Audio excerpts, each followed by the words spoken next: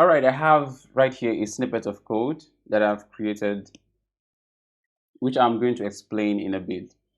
But let's see what this looks like. So on VS Code, we can install extensions.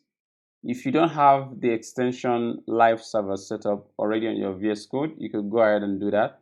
Click the extensions tab just around this corner and search for live server. Okay. When you find that, you should see an icon installed. So I don't see that here because I have it already installed, as you can see. So I see the option to uninstall or to disable. Okay. So once you confirm that live server is set up on your local machine, on your VS Code rather, go through the menu and select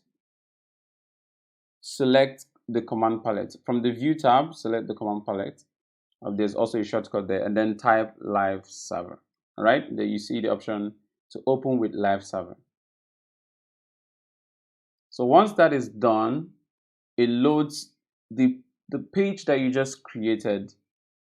It loads it in the browser, using what we call an IP address. Okay, this is simply an address that loads your local machine and opens up a port and serves the file through that port. All of this doesn't have to make sense right now, but let's head back to our HTML code. All right, let me explain the content in this file. Beginning with the first line, doc type. Doc type is called type declaration.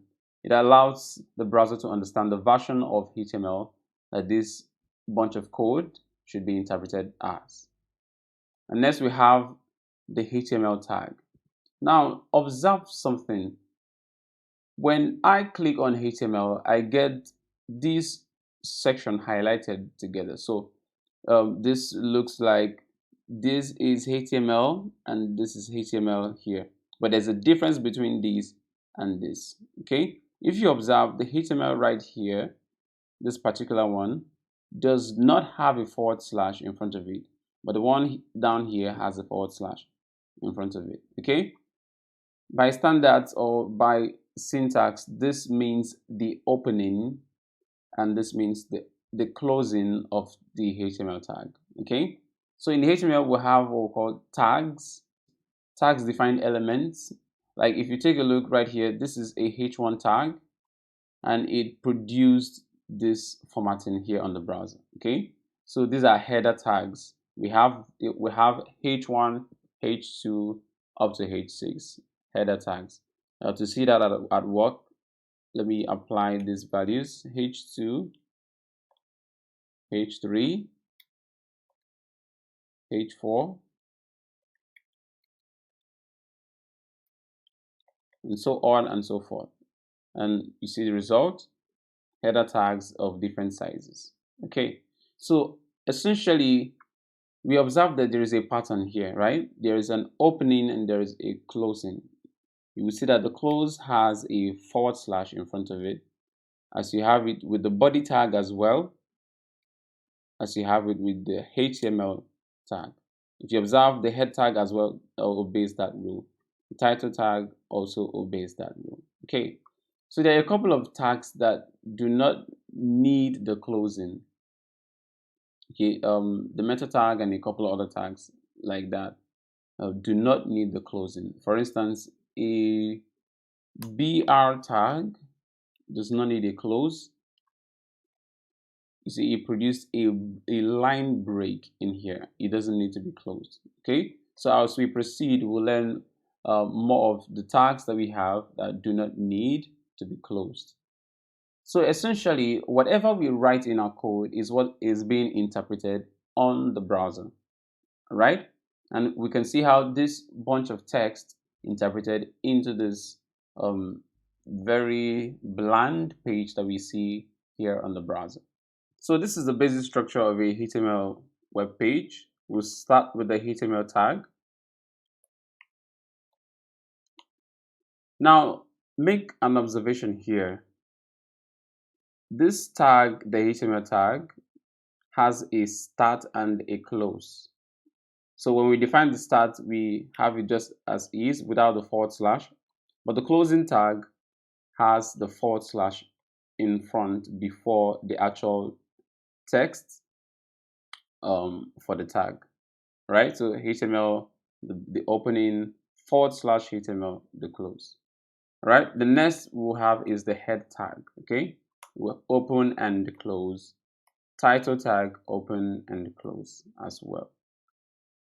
So you may ask, why do we have all of these spacings? Why do we have this, what we call indentation? Basically, this makes for cleaner code, makes for more easy to read code. As you would find, as we continue to write a code, we would have like a ton of text within our page, maybe up to 500 lines, 1000 lines or more. With a better formatting like we have it right now, it makes it easier to read the code. Okay, so that has to be upheld as a proper practice, standard practice. All right, within the title tag, we can type in something, introduction to HTML. All of this is the head tag. Okay, then the body tag would open and host a h1 tag, introduction again to HTML. Now when we head to the browser to see what this looks like, this is what we find, right? We see introduction to HTML, but there's actually two of this bunch of text, this same introduction to HTML on our page. Why are we not seeing two? Why are we seeing only one? All right. Now, if you take a look, this is like the head tag, and this is the title tag. If I take that tag off, I take the title tag off and refresh my browser. Now, take notice of this. On the header, on the tab, there's supposed to be a title here showing like some readable text. But now what we see is some gibberish, right? That is because we no longer have a title tag. Now, if I revert that, we apply it, and we check over here, we'll see introduction to HTML. And if you want to be sure that that's where it's coming from, you can add the 1 to it, introduction to HTML 1, right? So essentially, everything that we have within the title tag does not reflect on the body of the page. It only affects the head, title of the page that's displayed on the tab.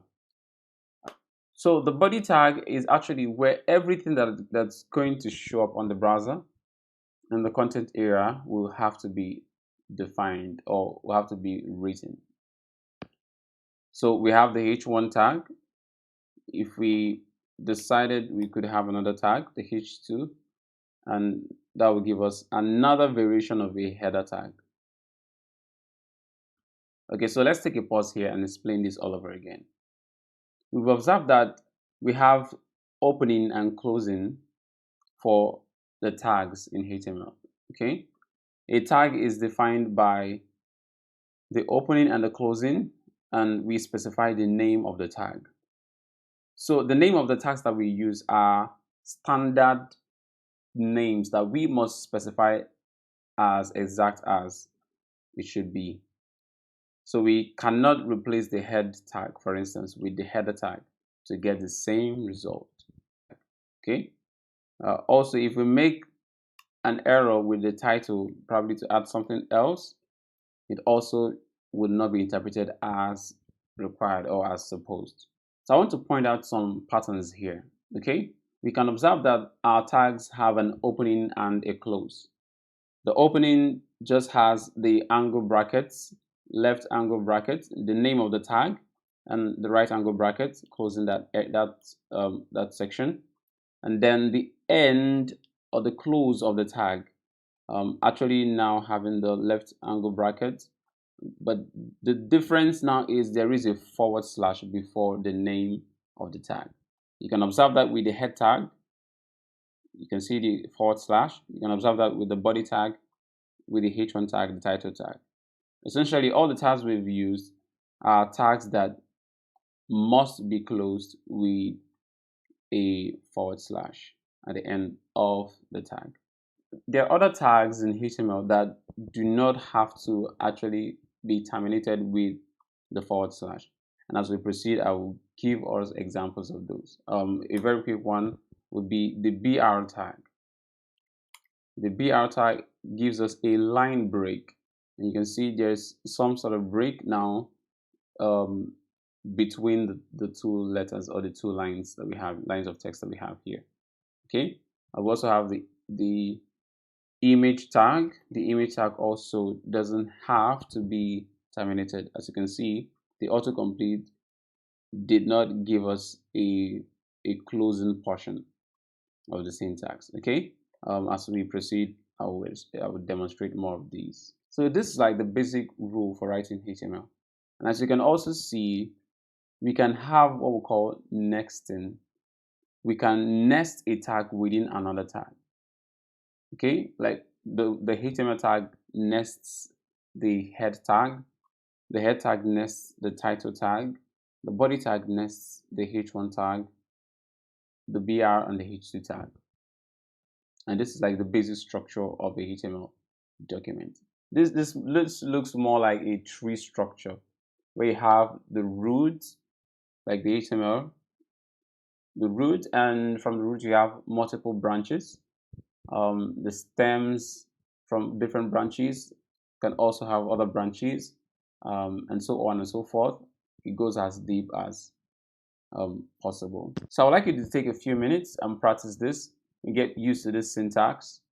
Try to start from the top, the HTML tag, and work your way through the head tag, the title tag, and the body tag, and put some text starting with the HTML of the H1, the H2, or whatever else that you know can come in here.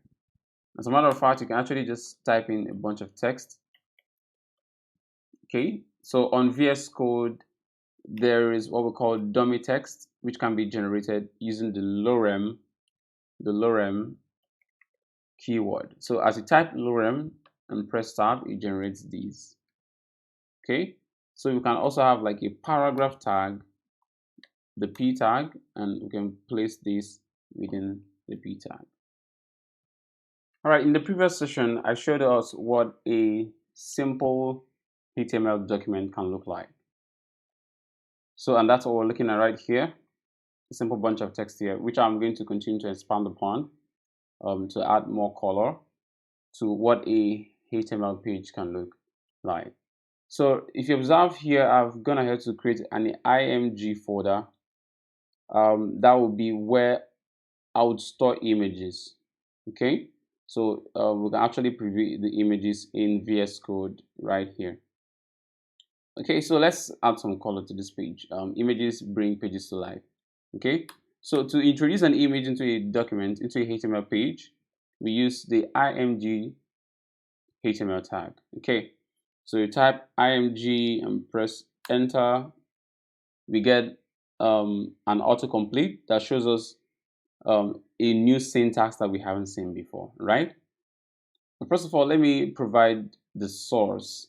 That's what we see here as src, the source attribute to the image tag. And I will choose the img folder and select the first image in there. Then we have the alt, that's the alternate text. That's the attribute that allows us to provide a text that should be displayed in case the image is not loaded. So I'll just provide just some alternate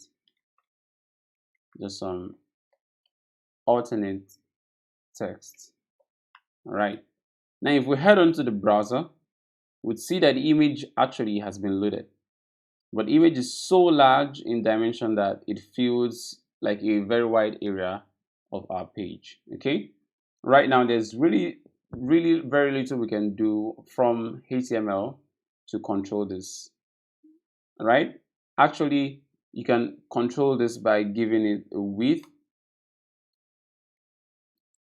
specify a value, and then it applies to the image.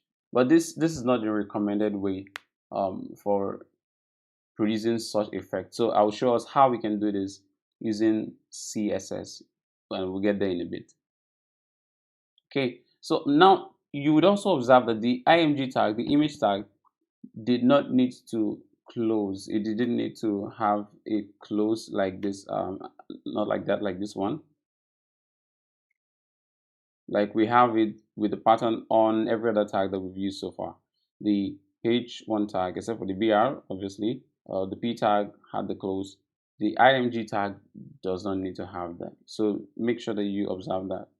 Sometimes, depending on which environment you work in, you might be required to use a forward slash just around that corner. And that's what we call a self-closing element, a self-closing tag. So IMG is an example of a self-closing tag. Okay. All right. Let's take a look at some other tags that we can have. We'll look at tags that allow us to create lists. Okay. So we have unordered lists. We have ordered list OL. We have definition lists DL. And then let's look at how to use this. So beginning with the unordered list, all you just need to do, type UL and press enter or press tab, and you get both the indentation and the autocomplete. Now within a UL, we have LIs, which are list items. Okay, and then let me just call this list one or item one. Item one. This will be item 2, item 3, item 4. So let's take a look at what this produces on the browser. Right, as you can see, just a bullet pointed list. Right, now if I make a copy of this and just change the UL to OL, I would have an ordered list. Okay, let's see the difference between those. So an unordered list gives us a bullet pointed list. An ordered list gives us a list that shows an order that can be visibly seen as numbering, right? 1, 2, 3, 4. That's the ordered list. So this shows us that within an ordered list, unordered list rather, and unordered list, we can have the same structure using LIs as the list items within the list. So the UL is the list, the LI is the list item. Okay, OL is the list, LI is the list item. If we made the copy again and updated that the UL into DL, this is what we'd have. Okay, definition list. It didn't look so different from the unordered list, only that now it pushed it to the extreme. Like there was some space that the ordered list got, some margin to the left or padding to the left that the unordered list gets. Okay, so essentially you would find yourself using one of these type of lists, usually the unordered list, and then you get to write some styles, some CSS styles, to change the formatting or the presentation of this other list. Like sometimes you might want this to be presented horizontally instead of vertically, and sometimes you may not want the bullet points. As a matter of fact, a lot of times you don't want the bullet point of the default style to be applied as is. So CSS would allow us to have better granular control with the user interface, the design of the interface. So we'll get there pretty soon. All right. So I'm just showing us what is possible. So the next we have as far as tags go, actually there are a whole lot of tags, and I will show us how we can find out more. There's actually a site called W3 Schools. W3 Schools. It allows us. Oh, I'm not connected to the internet. Yeah, it's more like a reference spot where we can get a whole lot of other things that are possible with HTML and CSS and JavaScript, and many of the tools that we would be learning and covering under this course. Okay, make sure to check it out. Just type on Google W3 Schools and it should be pointed in the right direction. So the next I would like to look at is tables. A couple of times you would want to render some information in a table. Okay, so I would like to show us how that goes, and all of these you can get in the online reference of W3 Schools. Basically you have a table and you have a table head. Okay, also have a table body, So within the table head, you have a TD, okay, like table data. You can put something in there, like heading, something like that, or names. In the body, you also have like a table row, and each row contains table data, okay, TD. You can call this SAM. I think that's the same with the table head. See, you have a row, and there is data in the row. Okay, TD names. All right, let's see what this looks like on the DOM. So can you see? So this is if we highlight it, you can actually see the structure there, names, and under it you have SAM. Now, if I want more columns, all I just need to do is to add more TDs. Okay, names, states, or let me say states capital, something like that. States and capital, and for the header, this would just be it. But for the body, we would have multiple table rows. Okay, we have multiple table rows in the header. As to showing the caption on the header, we just need only one row, right? But for the body, we would have multiple entries, and we need multiple table rows. Okay, so again, each row would have two items, two sets of data, one to represent the states like Lagos, Ikeja, for instance. Okay, and we will have another row, another table row, table data, have Cross River, have table data, Calabar. So these are states in Nigeria, right? Refresh, then we see again the data has been presented in a table. So usually there will be some rules that we can write, some properties or attributes that we can give to the table so that it gets an outline around it. So I'll reserve that styling. I wouldn't do it in HTML. Would rather do this in CSS. Okay, so we'll be getting to that part in a bit. So in the previous session, we added to the page1.html file that we created earlier on. We added some more text to it, some more HTML code to it. And now it is time for us to make this page be more fun, look more cool, using the power of CSS. So what is CSS really? CSS stands for Cascading Style Sheet. And what it allows us to do is we let HTML handle adding the content or defining the content that is being displayed on the page. And CSS takes care of the presentation. That's the design, how that content should be presented. Okay, so everything from borders, margin, padding, spacings, color, background colors, text colors, and all of that, these are done and achieved in CSS. So let us see how we get started. Basically, there are so many ways we can include CSS into our HTML. I'll show us the 3 ways that we can do that. First of all, in the head tag, as you observe right here in the head tag, just below the title tag, we can add a style tag. Now, if I target the body element, and this is the basic CSS syntax, which I will explain in a bit, the target here becomes the body, and I could say background color black, and I would say text color, which is just written as color, but would apply to the text white. If I save this and refresh on my browser, I see that it's being applied. Awesome. The black background and the text color properties are being applied. Awesome. All right, so let's go ahead and explain this CSS rule here. So to apply a set of styling, we need to define a target, the target element. Okay, and then we need to open a block.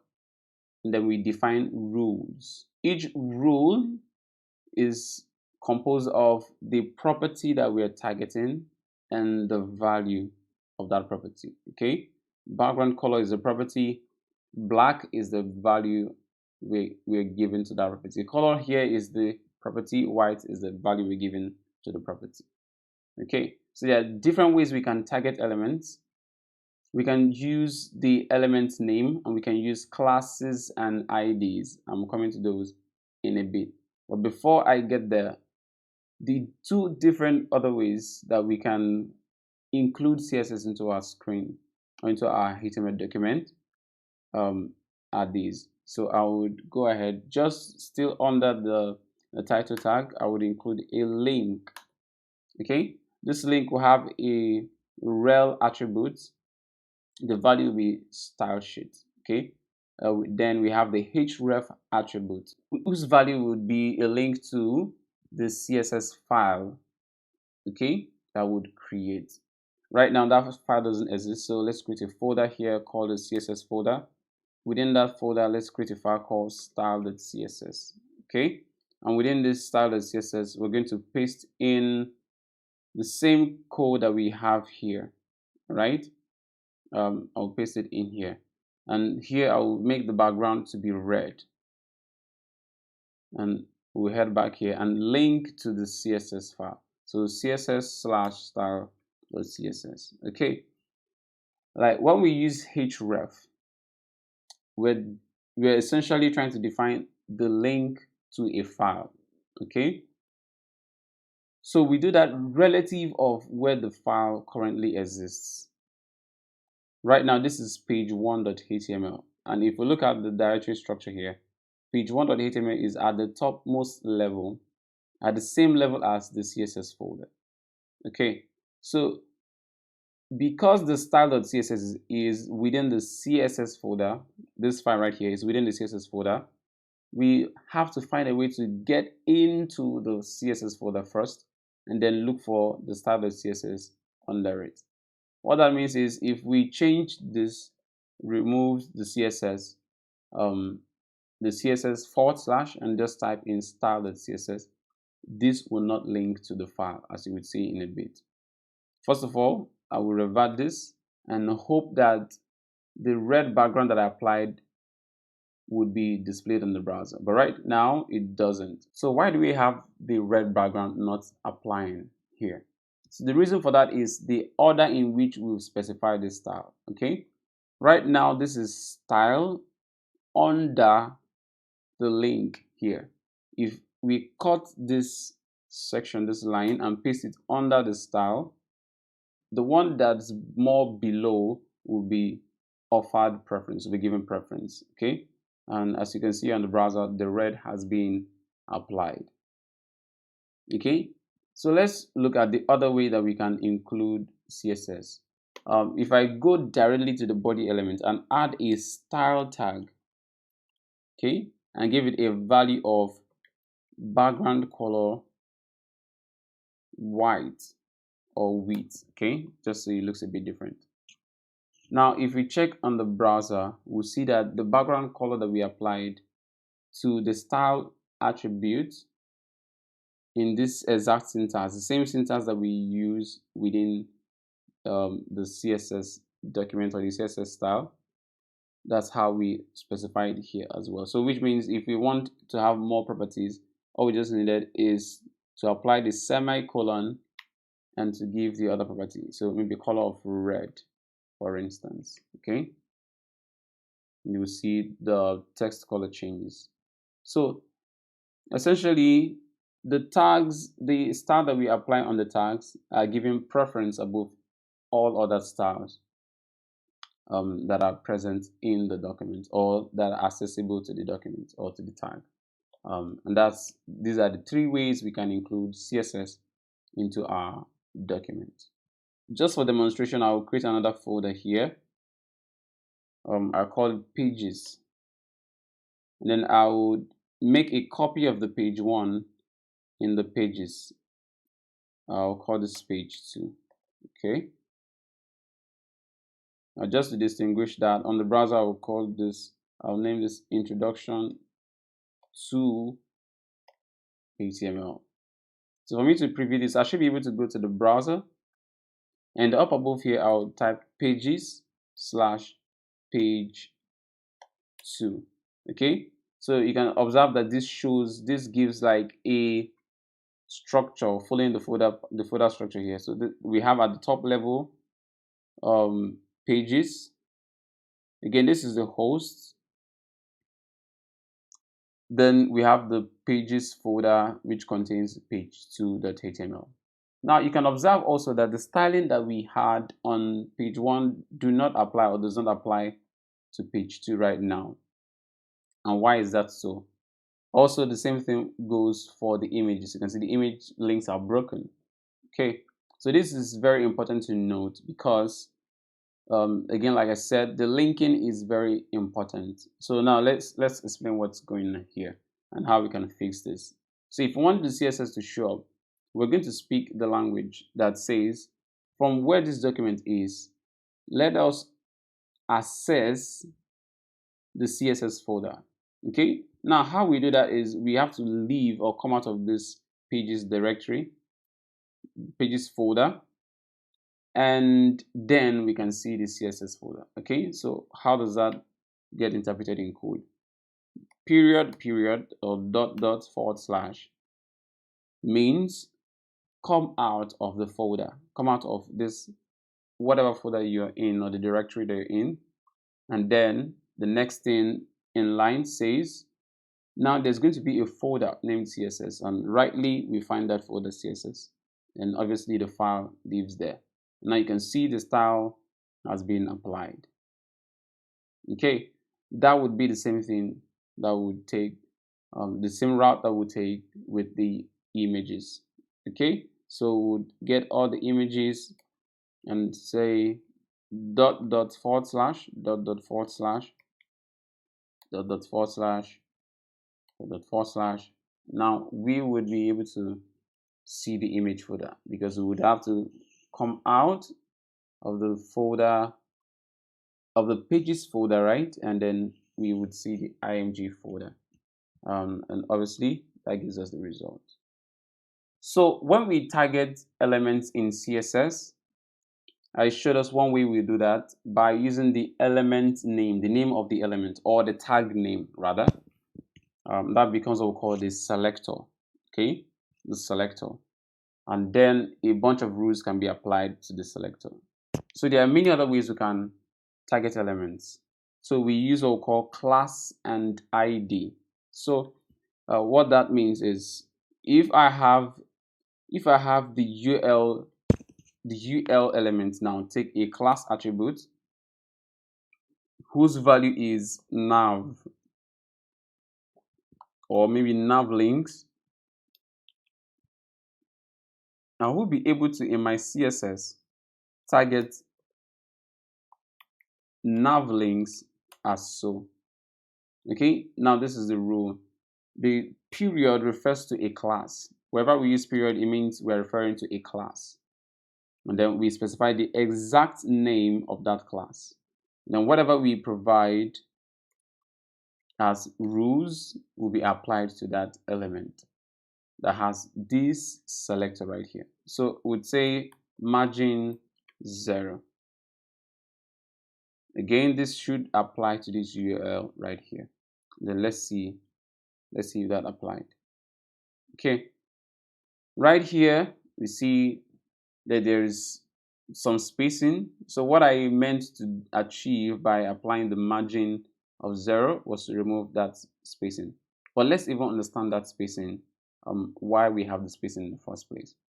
Now to do that, we can use what we call the inspector or the console, rather the developer inspector.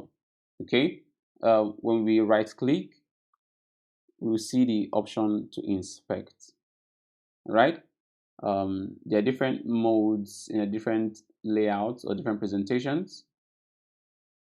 So I would just leave this as is, and then we can I would go ahead and even expand this so we can take a closer look at this section. All right, so look at the UL. Okay, now we have the UL tag right here, and it seems to take some default properties, right? Um, Including padding inline start. So look at this, padding inline start gives a 40%, and that's that space that we see to the left. I wouldn't want that spacing. So it feels to me like if I target nav links and give a padding of 0 pixels, it looks like that would be solved. Oh, but it isn't, right? Um, Obviously, I should then find a way to target that specifically. And maybe the problem actually might be that I'm not looking at the right page. I just observed that. So take a look here. So I'm looking at pages / page 2.html. So that was wrong. So um, let's point back to the right file. Awesome. Awesome. There's a difference now. Um, so obviously it means the margin could have made a difference, but let's see. Yeah. So the margin didn't make a difference, but the padding obviously did. Awesome. Awesome. Yeah, so that's just one thing that we can do to target elements using their class names. The other option is to target elements using an ID, all right, an ID. So I will want the elements, I want the list elements, the list tags, which are the UL, the OL, and the DL, to take these class names, nav links, so that as much as possible I may be able to make them look the same. Right now they are not looking the same, but obviously with CSS um, and with the class names I'll be able to make them look however I want them to look. All right, but then I have a table tag and I would like to apply some rules to it. And now I want to use the ID tag, okay, or the ID attributes rather. So the ID attributes is used just the way it is. ID is equal to, then the value could be data table. Let me just call this data table, and then we can target any element that has the ID of data table in CSS and provide a value or a block of rules, right? I could say border 1 pixel solid black 00. Okay, and this is all called hexadecimals. We'll talk about this later. So if we head back to the browser, we can see now that we're able to target the table element using the ID and give it a border. So I've shown us how we can select elements, how we can target elements using the tag name, using the class name, and using the ID. All right. So let's keep going. Now, what if we want to target an element contextually? What I mean by that is in context of another element. So an example would be this. Here I have an li element. Okay. And for this I would for this demonstration I would take this nav link off of here and entirely take the DL away. Now if I target all li elements, look at this, I target all li elements and give them a background color of black and color of white.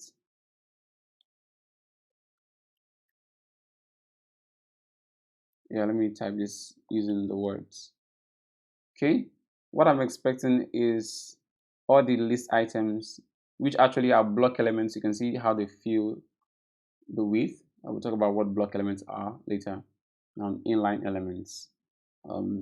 basically you can see that all the list items have been colored with a background of black, right?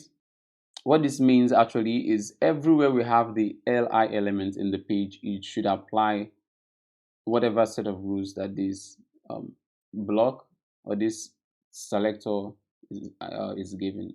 Okay, but now I'm interested in applying them for only the ones within or contained within an element with a class name of navlinks.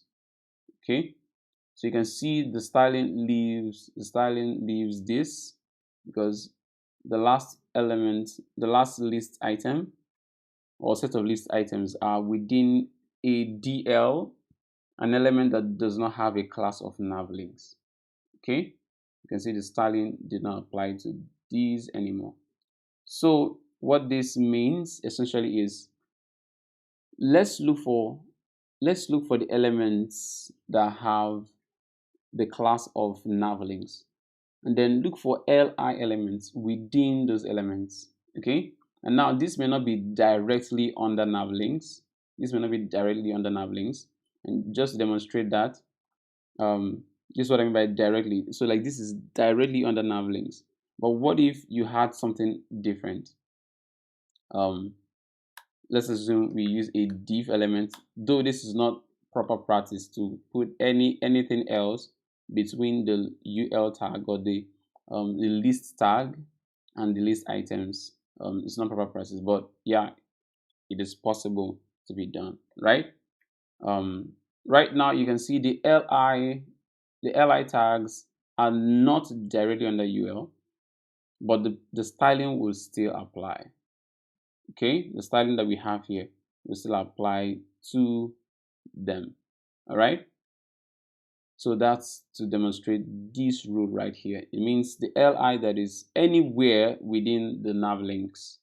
Okay, but now what if we wanted to do directly? If we wanted to say only the LIs that are directly under the nav links should receive this set of styles. Now, if we switch back to our browser, we see that now only this one takes the styling, because this is the second block is the only one that has the LIs directly under the class, the element with the class of nav links.